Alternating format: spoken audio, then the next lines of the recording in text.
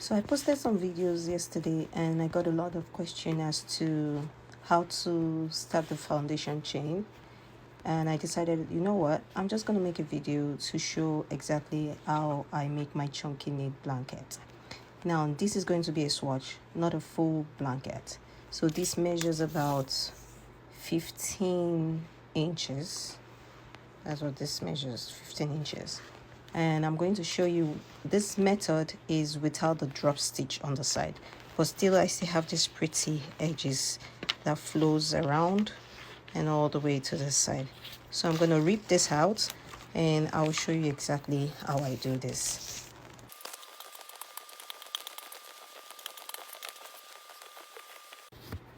There you go. So this is our starting. Go ahead and make a slip knot. I'll pick my yarn over my hand, wrap it around my 3 fingers across like this to the back. So I have 1 and then I have 2. I'll put my hand in this first one and slide this one under it and out, and that is a knot for it. So this is the slip knot, and this is how it's going to look like. Now I'm going to adjust this to 3 fingers width. The guiding principle is the loop here should be 1.5 to 2 times the size of the loop that you're going to be using for the body of work. So if the body of work is going to be 2 fingers, these 3 will be 1.5 times 2 fingers width. So you can either do 3 or you can do 4. Remember, so I'm going to do 3, which is what I do. Now there are different ways to start your chain. Some people just do it right in the hair like this, and they keep going up. 3. So anytime they want to, they'll pick this next one, hold on to it, go in, bring it out, measure with the hand again, go to the next stop to hold on to that so it doesn't slide out, and do. And then there's this other way which I think is good for beginners, and I still use it. That's actually what I still do. Well, I'll consider myself a beginner too. So this is 3 fingers width, and then I'll just place it on the table. Right now the working yarn, this one, is right underneath it, right? And then I put my hand, I don't know if you can see it, inside it, drag out the working yarn with this hand, then pull this with my other hand. Now I have 3 fingers width, and then I'll go to the next one, do the same thing, drag it out and go like that. But here's something I want to do that I've been trying recently. I make my first 2 loops and my last 2 loops smaller than the rest.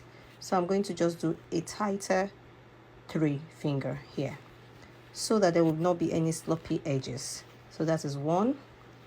I can even make it 2 fingers, but let's just do the tighter 3 fingers, and 2, right? And then the next one will be the relaxed 3 fingers, then 3 and 4, 5. Now this is the loop that I'm counting. 5, 6. When I started, I used to count after making the braid, but actually it's the loop that I count now. 6, 7, 8, 9, 10. Now I'm going to cast 12. Now the next 2 ones will be the same finger width as the first 2.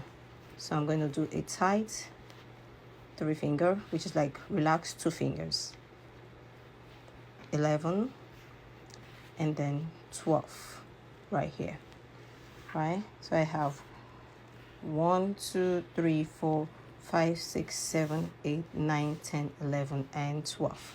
So this is the 12th loop. Now I will pass my working yarn over to the other side, and because I want my edge to have a braided look, I'm going to flip this over like this, front to back. not side to side, no. So it's in the front. I'll flip it to the back right here. Now my working yarn is on this side.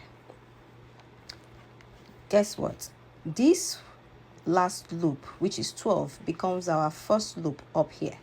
Now if you see why I made it smaller, you see how this edge lays like this flatter. That is what I want. So this becomes the first loop on the next, on the first row. This is our chain, our braided chain. Now we're going to do the first row. This last loop, which is the 11th 12th loop, becomes the first loop of my first row. Now there is some bumps, they call it dragon arms, right here. So on each of your braid you have 1, 2, and 3. This is where you pick and pass your loop from to get the braided edge here.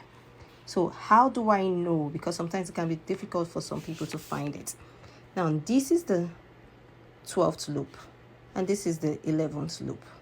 Now if you look at the 12th loop, when it's going under this, there's a hump right here, the next one. Let me get a pen and show you what I mean. So I will skip this one and then I'll go to this second one right here. If it's too difficult, you can always get a pen to help you see it. This is 1. And then let's count.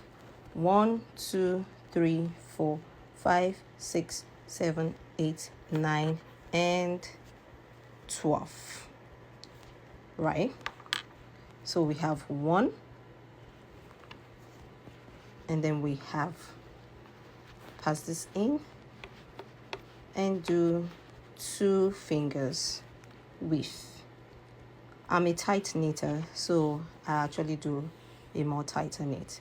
Go to the next hump, pass it under it towards you, push it towards you, and pull it out. That is 2. Actually that's 3 because this is 1, this is 2, and this is 3. You see that? This is what we're having now. 1, 2, 3. That is 3. Go to the next one, pick up that hump and pass it out and up right there. Now if you're having difficulty to find this hump, like I said, this is the last one we just pulled out from, and you see the bottom part of the braid, it goes right under the next one and it forms the hump right here. So I'll hold on to this last loop to maintain the tension and to prevent any slack here. I'm just going to pinch this part, and then that is where I'm going to pass under this hump and drag it out with my thumb right here. Now I have 2 fingers. Again, pick this, pick up your hump, pass it under and push towards me and pull out with your thumb. That is it. Again, hold on to 2 fingers, pinch here, pick up your hump, push your working yarn under and towards you and pull with your fingers. Sometimes I like to use this hand to hold this down so that it doesn't just keep going all around. So I press this down, 2 fingers in, pinch, locate again. If this was difficult for me to see, I'll go from this bottom braid all around and come right here. That is the hump, and then I'll pull out.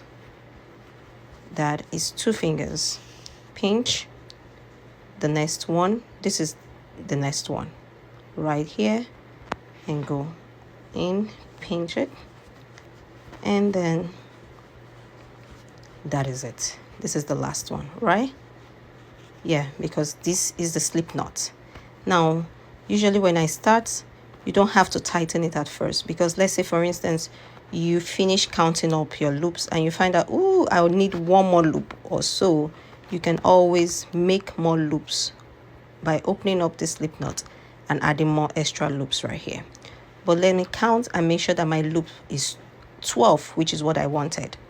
1, 2, 3, 4, 5, 6, 7, 8, 9, 10. Oh, there's something wrong. 11. Oh, okay. There's one more loop here. Is there? I think so. Yeah, there's one more loop right here. And 12. You see? I forgot that loop. Now I have, yeah, those are the two small ones that I started with. Now I have 1, 2, 3, 4, 5, 6, 7, 8, 9, 10, 11, 12. And this is what I have here.